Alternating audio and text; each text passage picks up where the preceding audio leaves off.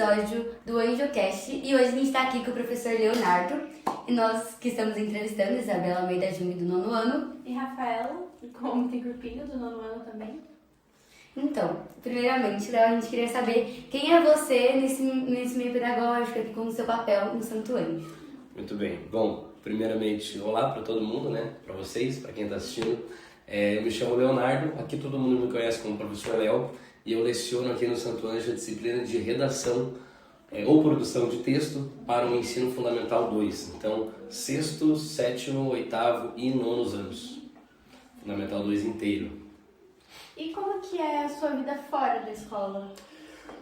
Cara, assim, bom, quem me conhece aqui dentro da escola já consegue imaginar mais ou menos como eu sou lá fora, né? Vocês são minhas alunas, sabem disso, eu sou ligadão, então não mudo muito do que eu sou lá fora. Então estou sempre praticando esportes, estou sempre viajando, estou sempre acampando, estou sempre puxando trilha, enfim, eu sou, como diz o ditado, sou pau para toda obra. Cara, meus amigos assim são das mais variáveis áreas, então eu tenho a galera do esporte, eu tenho a galera da religião, eu tenho a galera das festas, tenho a galera do estudo, então fora daqui é meio que, cara, uma loucura assim, mas sempre da mesma forma, ligado no 220, abraçando tudo e desse jeito. Nossa, são círculos que mantêm a gente. Nossa, eu acho isso muito interessante, inclusive. E você sempre sonhou em fazer esse curso? Então, por incrível que pareça, pode parecer, né, esquisito, mas sim, eu sempre quis ser professor.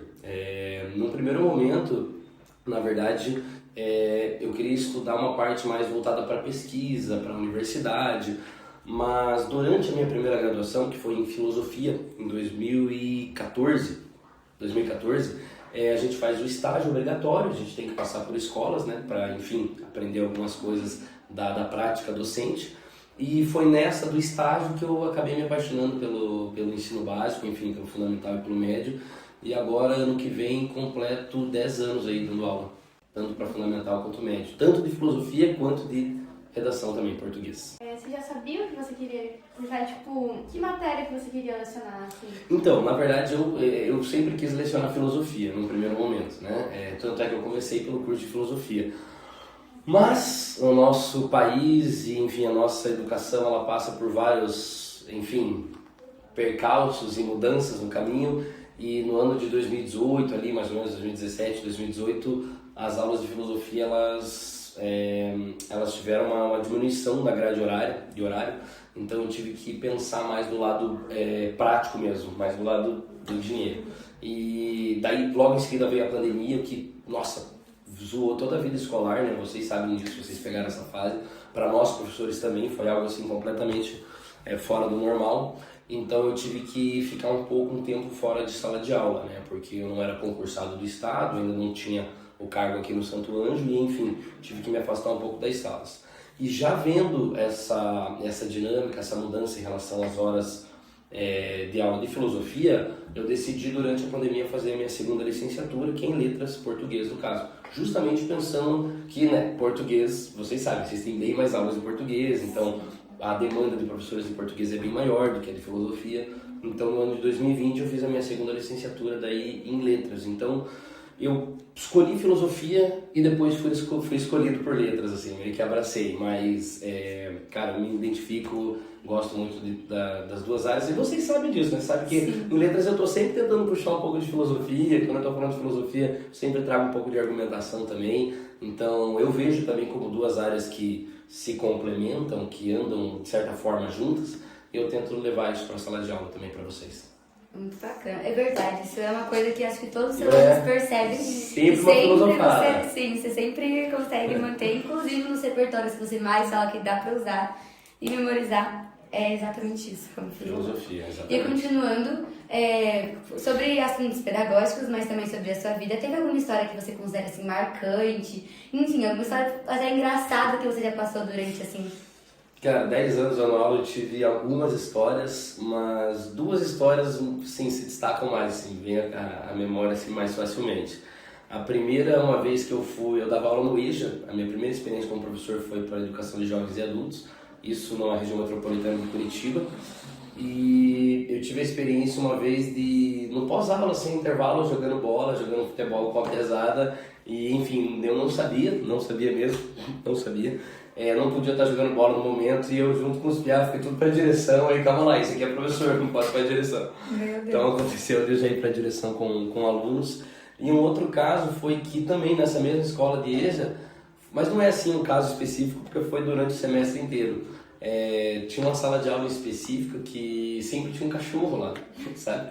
E o pessoal da sala levava ração, levava água, e a gente acabou meio que adotando esse cachorro, o mascote da nossa turma, assim. A gente tem até foto da turma com o cachorro junto, assim.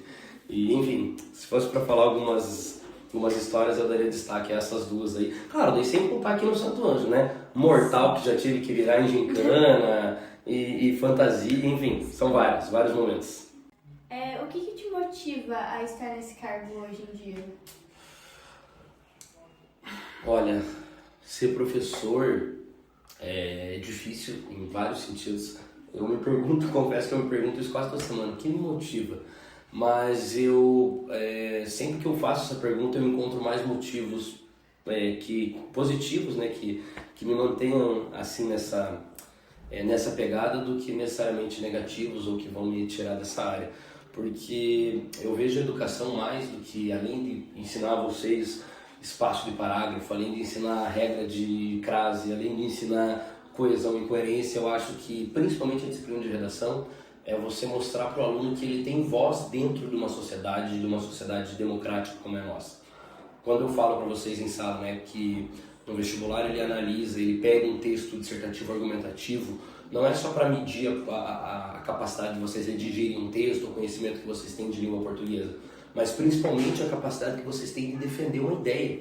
E defender uma ideia com argumentos sólidos, argumentos baseados na ciência, que é o que a gente precisa hoje no nosso país, na nossa democracia, né? Pessoas que estejam dispostas a discutir de fato os problemas sociais, mas pautados na realidade, né?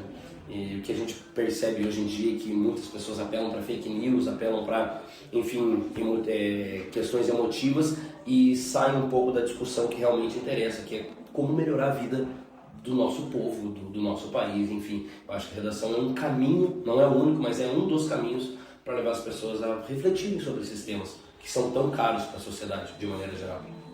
Sim, realmente tem um peso Isso muito grande. que me motiva, então, se fosse para responder a pergunta. Sim. Aproveitando para falar isso que te motiva e essa experiência que você pode contar pra gente, muitas pessoas do nono ano, quando souberam que você ia ser entrevistado, vieram até me procurar porque sabem que eu faço parte desse podcast. Todas vieram me falar, cara, eu gosto muito do Del, e isso é muito recorrente, todos os alunos do Santo Anjo têm um carinho enorme por você.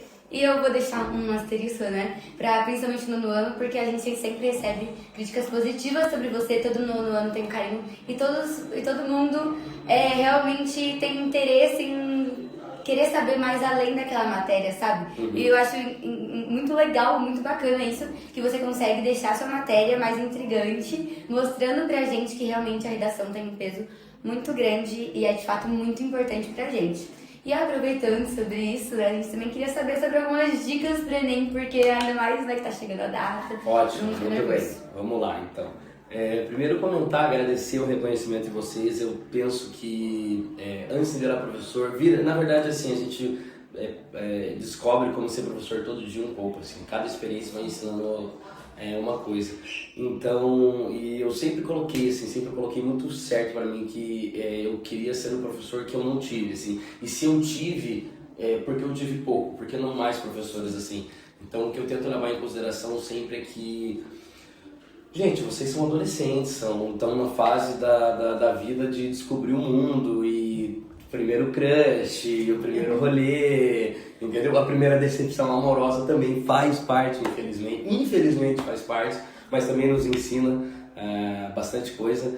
E eu tento levar tudo isso em consideração, assim, extrapolar essa definição de ser humano aluno, ele está ali apenas para ouvir a tua aula e ouvir o teu conteúdo. Não, nós somos seres humanos trocando experiências e por isso sempre gosto de falar um pouco de futebol com a piazada, falar um pouco de festa com as meninas e acho que é nessa troca que a gente acaba estabelecendo essa boa relação e, consequentemente, uma boa relação para a sala de aula também, para a matéria. Sobre dicas do Enem. Gente, esse ano, assim, se tem uma dica que eu posso dar para não gastar muito tempo também, principalmente em relação ao repertório de bolso que tem sido muito comentado, eu vejo nas redes sociais, inclusive nas turmas de vocês já vieram me trazer essas questões. Tem professor na rede social que fala, só para dar um exemplo, não pode mais usar a Constituição Federal como repertório para introdução do tema, ou não pode mais usar determinado livro. E de acordo com o que saiu agora na cartilha do participante, de maneira bem direta, bem resumida, o problema do repertório de bolso qual é? São aquelas ideias prontas que você tem, por isso que o nome é repertório de bolso, que você leva para a redação para introduzir qualquer tema. Então vamos usar um exemplo aqui. A Constituição Federal assegura ou garante o direito à dignidade a todos. A questão da dignidade, ela se associa a uma boa alimentação, a boa segurança pública eficiente, transporte público eficiente. Então digamos que o tema seja sobre transporte público. Você evocar a cláusula da Constituição que garante o direito à dignidade. Veja, dignidade não fala exatamente sobre transporte público, não fala exatamente sobre segurança pública, não fala exatamente sobre alimentação segura e, enfim, uma boa alimentação. Então, essa ideia de dignidade assegurada pela Constituição seria considerada um repertório de bolso, por quê? Porque ele se encaixa para qualquer tema, e esse é o problema. Ao se encaixar para qualquer tema, significa dizer que ele não fala de tema nenhum. Então, a minha dica, se fosse para dar uma dica para vocês direto, tomem muito cuidado com como vocês vão introduzir o leitor ao tema. E a dica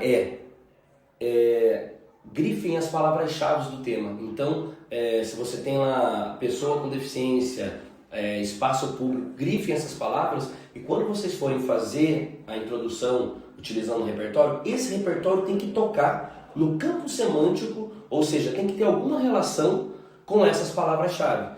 Então, a dica que eu dou leiam atentamente ao tema, entendam o que ele está querendo e procurem pensar, quais são os assuntos que têm relação direta com esse tema, principalmente pensando nas palavras-chave.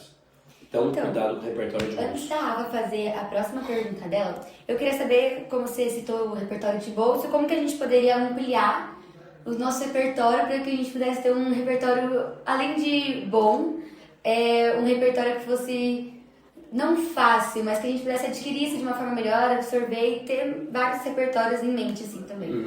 O que eu penso, assim, primeira coisa, fazer a leitura da cartilha do participante, da cartilha do aluno, do Enem, porque lá eles trazem algumas ideias de temas que podem vir a cair na prova. E para variabilidade de repertório não tem segredo, gente. É leitura, não tem segredo.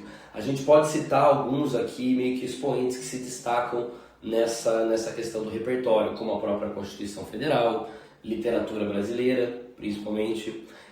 Por quê? O que vocês têm que perceber? A literatura brasileira, mesmo que você pegue lá desde o final do século XIX, enfim, com o romantismo até agora a literatura contemporânea, todas elas tratam de maneira, mesmo que indireta, de algum problema social do Brasil.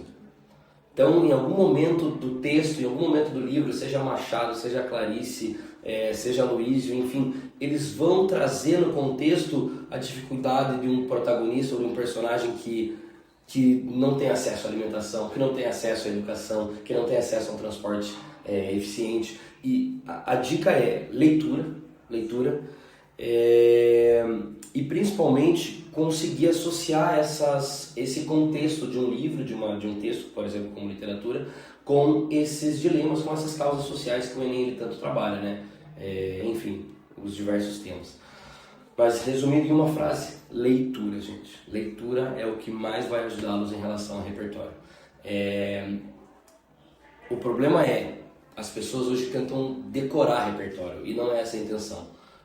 Você entender qual é o papel de uma obra literária, vamos pegar um exemplo bem aleatório, Dom Casmurro, por exemplo, de Machado, dentro do contexto que foi lançado, na época em que foi, tratando dos temas que ele tratou, que ele desenvolveu, entender isso é muito mais importante do que decorar trecho de obra. Porque a partir desse contexto geral você consegue linkar com aquele que eu disse, aquele campo semântico do tema em questão. Então leitura e principalmente atenção ao contexto da obra, como ela foi literalmente parida pelo autor, criada pelo autor. Durante toda a sua trajetória, tem alguma coisa que você voltaria atrás e faria diferente? Olha, várias na verdade, fica até difícil de pensar em alguma aqui, mas eu acho que principalmente em relação a... É que assim, como eu disse numa pergunta anterior, né, a gente aprende a ser professor todo dia. E tem vezes que a gente esquece que a escola aqui é um espaço para... É um espaço social, é um espaço para vocês, para nós, todos nós aprendemos a conviver em sociedade lá fora, depois no futuro. E às vezes a gente fica muito preso em questão de nota, fica muito preso em questão de prazo, fica muito preso em índices e gráficos, e às vezes a gente esquece justamente do ser humano que está ali. Então eu não sei se em um momento específico eu voltaria para mudar, mas eu acho que às vezes a tratativa com o aluno, às vezes o professor ele leva mais em consideração os números do que necessariamente, como eu disse, o humano que está ali conversando com ele. Então nesses momentos eu penso, ou melhor, repenso a forma como eu respondo, como eu recebo, enfim, como eu trato aquele aluno. Seria mais nesse sentido. E continuando com esse assunto de nostalgia, digamos, tem alguma sala assim que você já teve um apego maior, ou aquela sala que você sente uma saudadezinha assim? Então, aqui no Santo Anjo, na verdade, todas as minhas turmas que já foram ainda são. Eu tive aí poucas turmas que já passaram, enfim. Mas eu vou falar de duas turmas então, uma que já foi e uma que eu ainda tenho. A minha turma no MC do ano passado, que eu dei aula para eles no 8º MC, a gente teve uma relação muito boa, muitos deles ainda estão aqui na escola no ensino médio, mas eu não leciono mais, mas nós tivemos uma relação muito boa desde o 8º ano, devido à gincana também, eu era o professor padrinho, que acaba aproximando um pouco mais a turma do professor. Então esse 9º MC do ano passado. E desse ano eu posso citar o 9º MD, que é minha turma também desde o 7º ano, então eles eram o 7º TA e TB, daí agora esse ano se juntaram para ser o 9º MD, que é uma turma assim que, nossa, eu tenho meus problemas, mas eu me dou muito bem com todo mundo, tanto com as meninas quanto com os meninos, quem chegou depois também a gente se deu super bem. Então, inclusive ano passado eu fui também padrinho do 8º TA, que é metade dessa turma de hoje, e o que faz com que justamente a gente tenha essa relação um pouco mais próxima, apesar do puxão de orelha ser também mais direto, a gente tem essa questão de proximidade mesmo com a turma. Então eu destacaria essas duas turmas, o 9º MC do ano passado e o 9º MD desse ano. Qual que foi o seu primeiro trabalho? Você já começou como estagiário em alguma escola ou você teve algum trabalho de meio período na adolescência, algo do tipo? Sim, na verdade eu comecei a trabalhar, estava no 9º ano, 8ª série na época que eu estava, né? Mas no 9º ano.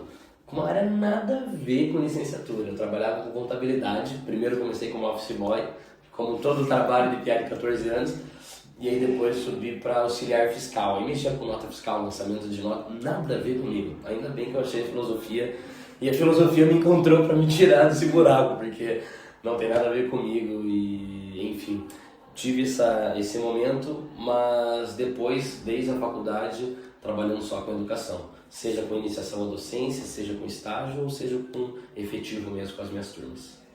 E agora uma pergunta que eu também acho que é muito pessoal pra mim, porque eu particularmente eu sempre penso muito no futuro, sabe? Tipo, o que eu vou fazer?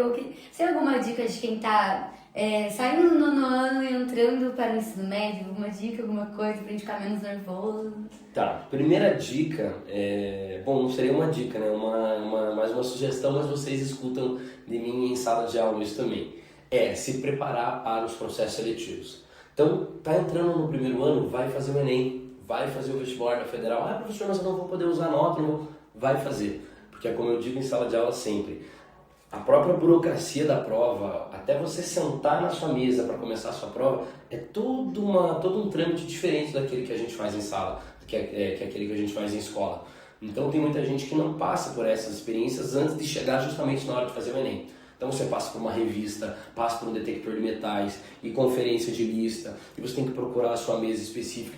É tudo um processo que até você chegar realmente com a sua carteira e fazer a sua prova, se a pessoa não está preparada, fica nervosa e vai acabar interferindo, vai acabar impactando no resultado. E em segundo lugar é que vocês têm tempo, gente. Calma, respira.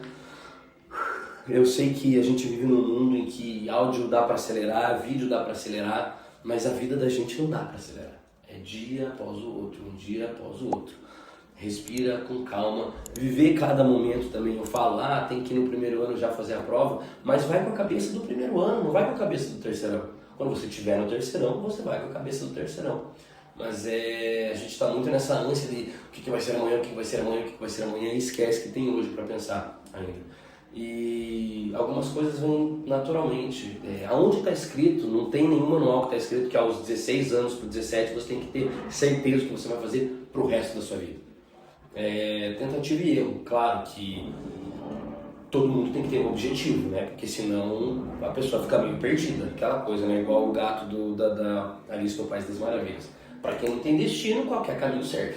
Então é bom você ter um norte, você ter algo estipulado. Mas não crave aquilo como determinante ou como se a sua vida dependesse daquilo. Apesar de ter um objetivo, no final tem que degustar o percurso também, entende? Então, minha sugestão se preparem para o vestibular. E em segundo lugar, pode parecer contraditório, mas aproveitem o processo também. Aproveitem o ensino médio. Você tem algum hobby específico que você pratica muito? Olha, hobbies, na verdade, sim, corrigir redação. Não, brincadeira. Não corrigir redação por hobby. Então, como eu disse, eu gosto de praticar esportes, né? Então, cara, de esporte, assim, pelo menos o que dá pra você praticar sozinho, ou pelo menos com a bola, eu já pratiquei. Então, futebol, tô jogando quase todo final de semana. Vôlei, apesar que o vôlei não dá mais, vocês sabem que eu tenho meu problema do dedinho lá, né? Vôlei, infelizmente, eu fui cortado do vôlei.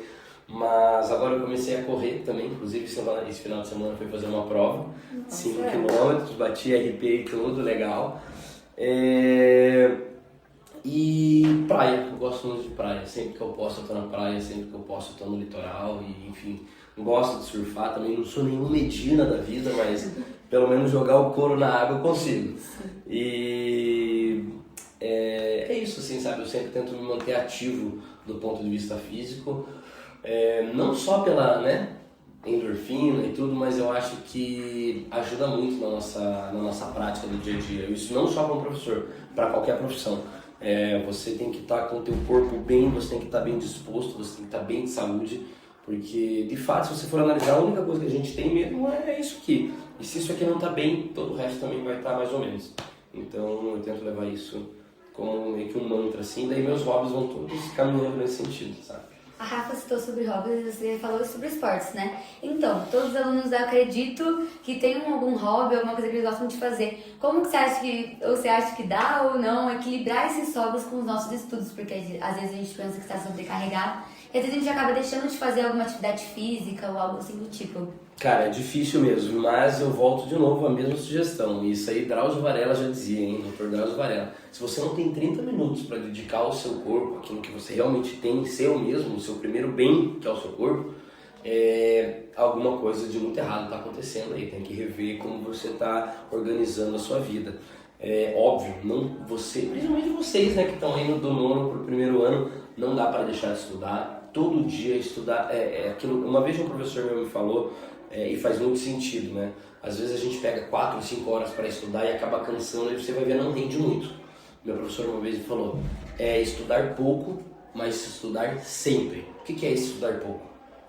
Acabou a tua aula aqui, teve lá 5, 6 horas de aula, chegar em casa e revisar o conteúdo, fazer um exercício que ficou para fazer, visitar o Teams, fazer a leitura. Professor, quanto tempo eu vou perder essa tarde inteira? É 1 hora do seu dia, mas são todos os dias. Professor, até domingo? Um dia você vai tirar para descansar, mas 1 hora por dia que você dedique aos seus estudos, a uma leitura, já é outra coisa.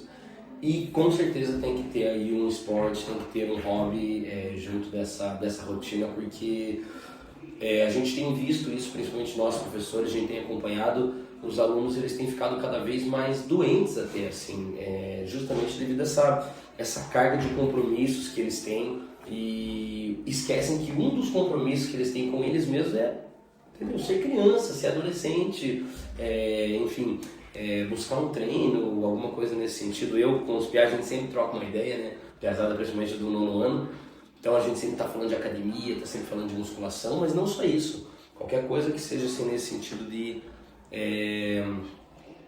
que traga uma diversão para você também. Você tem alguma curiosidade sobre você que você considera interessante que a maioria das pessoas não sabe, assim? Cara, eu vou falar aquela que você me falou, Rafa, antes da gente começar a gravar, que as pessoas acham que é mentira. Mas eu tenho 2 irmãos gêmeos, sim, eu sou de trigêmeos. Eu, uma menina e Meu Deus, você que eu não sabia. Pois é, eu, um menino e uma menina.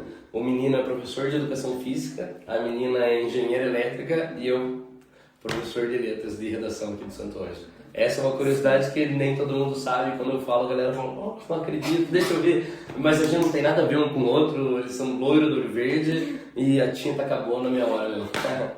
Então, acho que aquele dá pra finalizar. Eu gostei muito desse bate-papo, a gente conseguiu tirar várias dúvidas de estudante e também curiosidades sobre você. Inclusive, eu não sabia que você tinha trigêmeos. Exato. Achei uma curiosidade muito bacana, inclusive. Mas enfim, é isso. Muito obrigada a todos que assistiram. Obrigada, Léo, pela sua participação.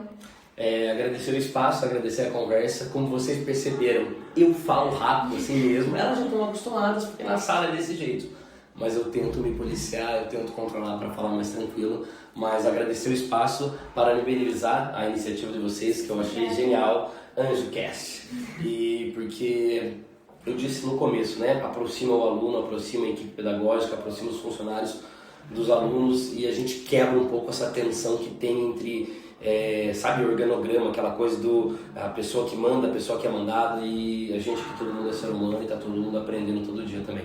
Obrigado. Muito obrigada. Obrigada a você. Valeu, gente.